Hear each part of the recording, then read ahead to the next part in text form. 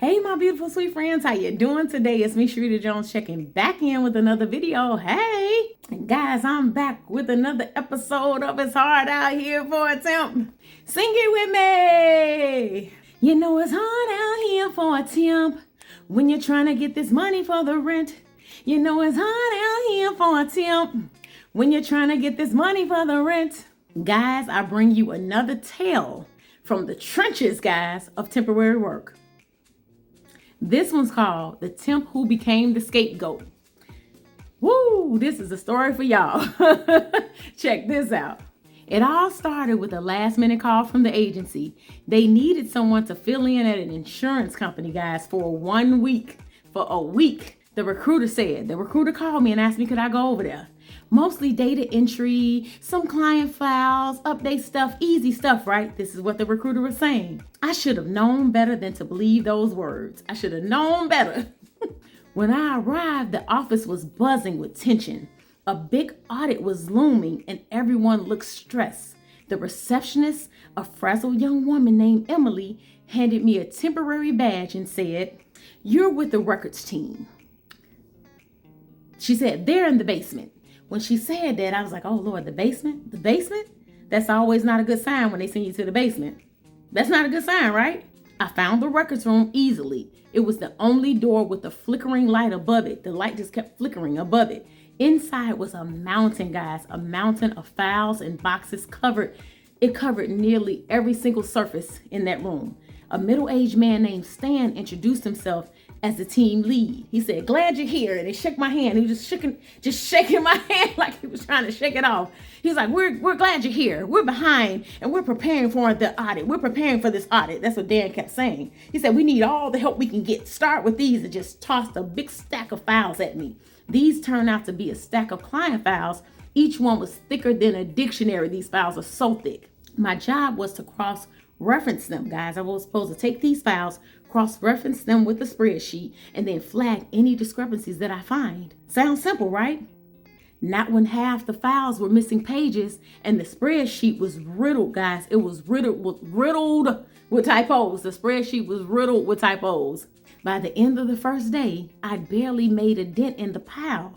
Stan kept checking in on me, asking how much I'd finished, and kept frowning. Oh, he kept frowning every time I gave him the number where I was. I'm like, okay, I'm on number such and such and such. And so he'll frown. He was like, "You need to pick up the pace tomorrow." That's what Stan said. He got a lot of nerve. That micromanaging be off the chain.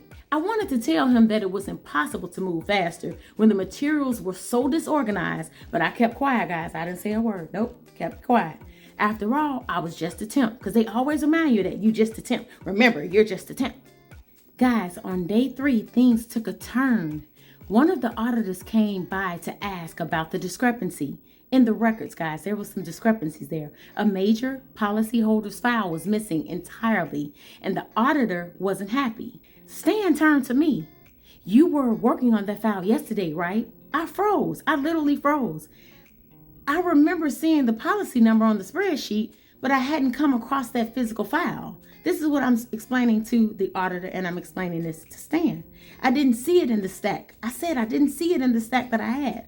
Stan frowned. You know, he was all frowned up. "It should have been there.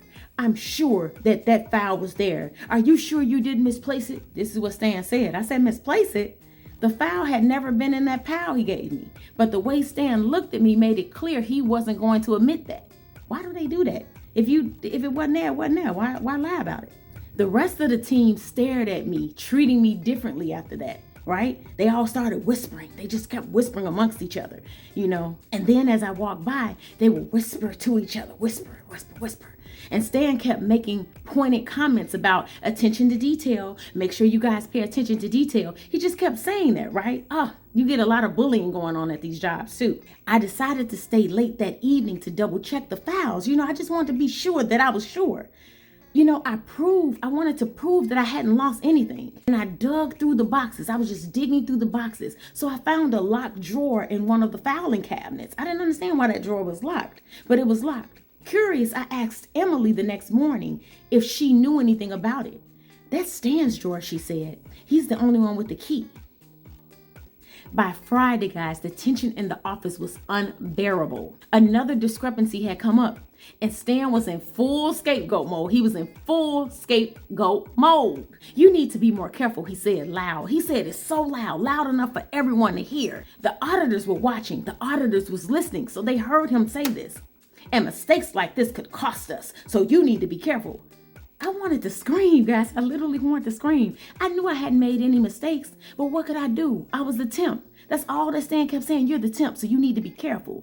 I just got here. All these discrepancies happened long before I started this temporary assignment, okay?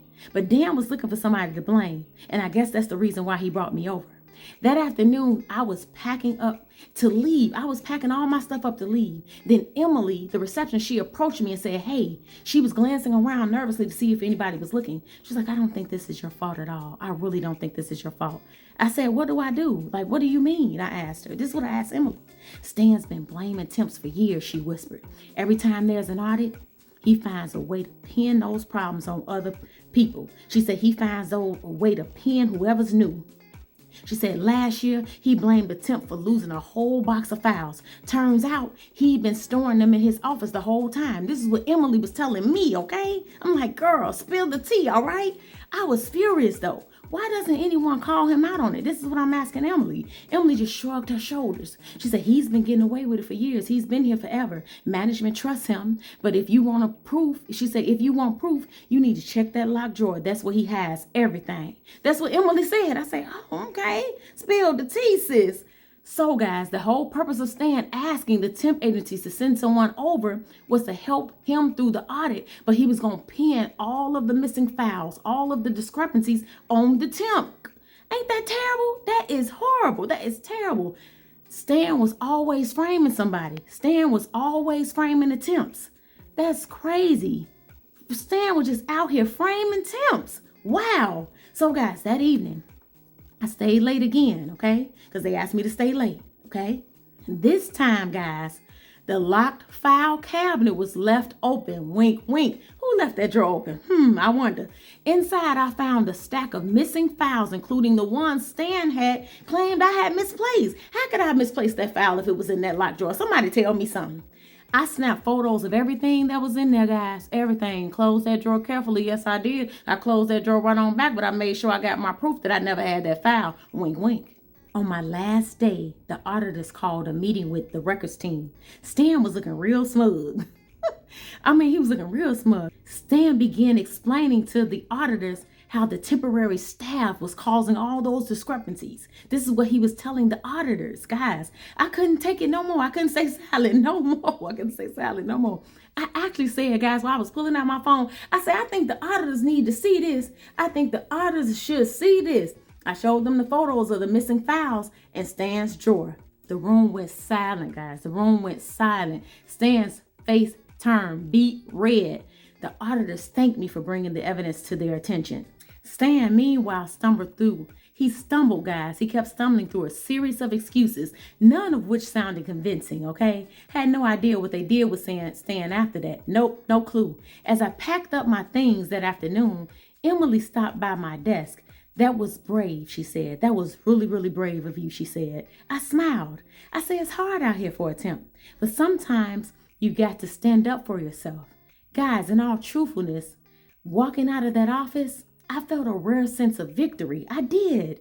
Being a temp means being the underdog. But every now and then, you get to remind people that even temps, even temporary employees deserve respect. Guys, it was important for me to clear my name because that would have went on my record as me messing up that assignment. That would have went on my temporary record of, oh my God, you were over there messing up that project. That was important to me to clear my name. That was important to me to make sure that Stan was no longer going to bully me on this assignment any longer, even though my assignment was over, Hey, it happens all the time. You're always bullied in these assignments. You're always bullied in these jobs, but you do what you have to do each time to provide for your family. It's always someone that's going to try to pin something on you or try to make you a scapegoat, But I thank God that I know the truth. I thank God that, hey, I found that locked drawer unlocked that day, and I took the evidence that I needed, because Stan definitely was going to try to be sure that he told everybody, oh, the temp did it. The temp did it. Not this temp. Not this temp. You got the wrong temp. I believe in having integrity at every job I work at, guys. And I just wanted to share that with you. That it's hard out here for a temp. So you got to sing it with me, guys. Hey, hey, hey. It's hard out here for a temp when you're trying to get this money for the rent. It's hard out here for a temp when you're trying to get this money for the rent. It's hard. It's hard out here for a temp. It's hard out here for a temp. It's hard out here for a temp. Clap, clap, clap, clap.